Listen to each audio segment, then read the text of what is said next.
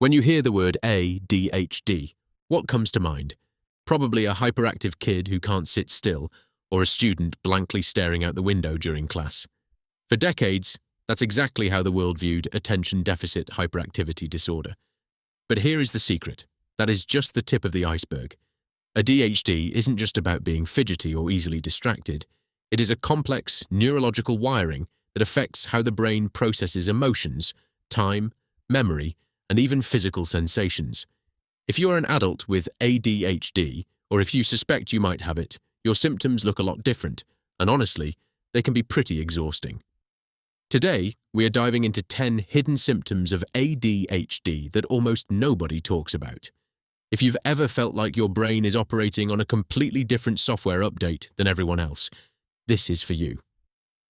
Let's start with one of the most intense, yet least discussed, emotional aspects of ADHD, rejection sensitivity dysphoria, or RSD.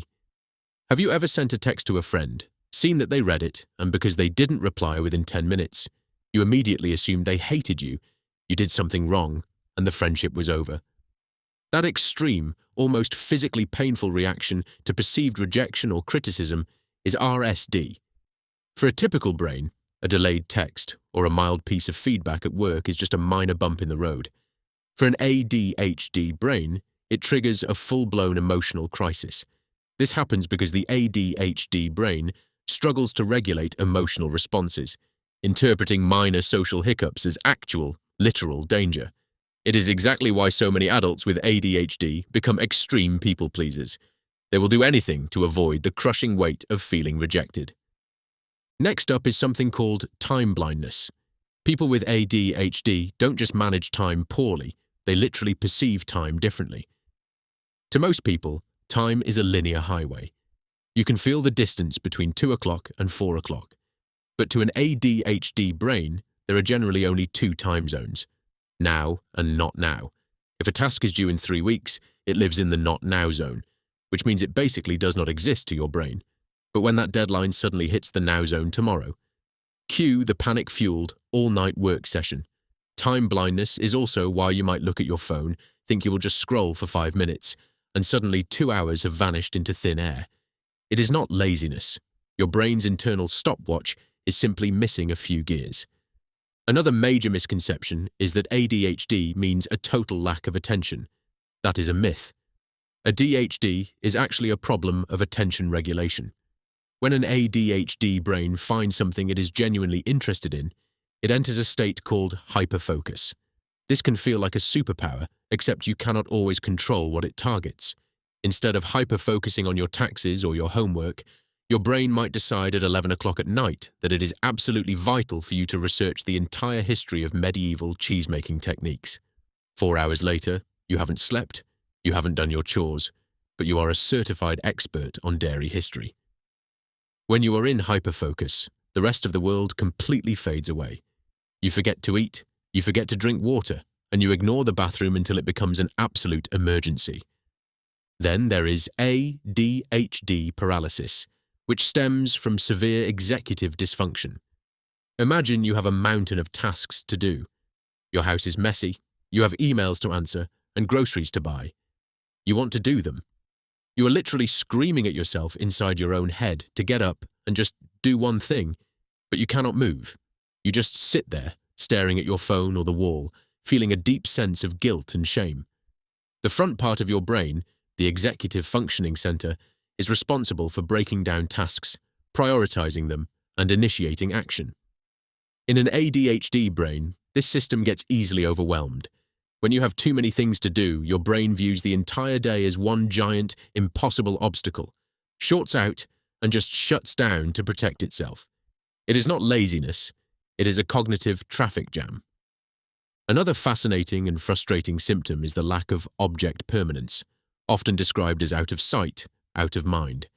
While adults with ADHD obviously know things still exist intellectually, visually, they operate on a very strict rule. If something is not directly in your field of vision, your brain completely forgets it exists. This is why the vegetable drawer in an ADHD household is where fresh produce goes to die. It is why you might buy a specific book, Put it on a shelf behind another book and buy the exact same book 3 months later because you forgot you already owned it. To manage this, many people with ADHD have to keep everything visible. Clear storage bins, open shelves, and sticky notes everywhere are not just design choices. They are cognitive survival tools. We also have to talk about the absolute intolerance to boredom. For most people, boredom is just an annoyance. For someone with ADHD, boredom is almost physically painful. The ADHD brain is naturally deficient in dopamine, the chemical messenger responsible for motivation and pleasure. Because of this baseline deficit, an ADHD brain is constantly starving for stimulation. When a typical person does a boring task, like filing paperwork, their brain still produces enough dopamine to keep them going. When an ADHD brain tries to do that same boring task, the dopamine drops so low that the brain essentially sends out an emergency signal. You feel an intense, restless urge to escape, a sudden wave of extreme fatigue, or an irritability that seems completely out of proportion to the situation. This brings us to the struggles with working memory. We have all walked into a room and forgotten why we went there. But for someone with ADHD, this is a multiple times a day occurrence. ADHD severely impacts working memory, which acts like the RAM of your brain. It holds information temporarily so you can use it in the moment. If you have ADHD, your working memory has a very small capacity and a massive leak. You can look at a phone number, tell yourself the digits, and by the time you open the keypad, it is completely gone. You put your keys down, look away for 2 seconds, and they have vanished into an alternate dimension. Your brain simply drops the data to make room for the next incoming thought.